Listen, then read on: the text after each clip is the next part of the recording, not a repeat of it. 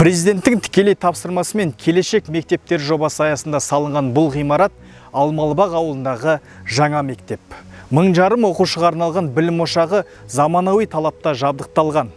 Жергілікті халық асыға күткен аталған білім шаңырағы жаңа оқу жылына толығымен дайын.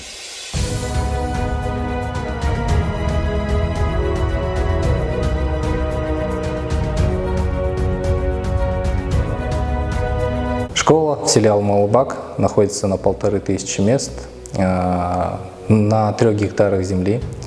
На 3 гектарах земли расположен стадион, детские площадки со стороны младших классов, детские площадки со стороны старших классов. Трехэтажное здание.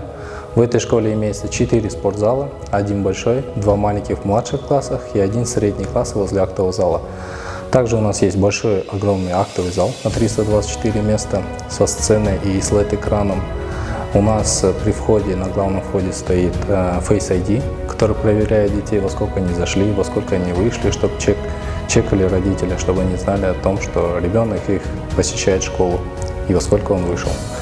У нас в школе есть такие, как трудовые кабинеты, химии, биологии, лаборатории, кабинеты физики, математики, русского языка, английский. У нас есть также STEAM-кабинеты, робототехника. У нас здесь оснащенная ТХ, это производство с Казахстана. У нас здесь есть в STEAM-кабинете робототехники дроны, VR-очки. Также у нас вот по оснащению все идет производство Казахстана. В каждом кабинете у нас оснащены лаборантские, это вот где мы сейчас находимся в химии-кабинете, у нас отдельный кабинет лаборантский есть. Какие здесь еще?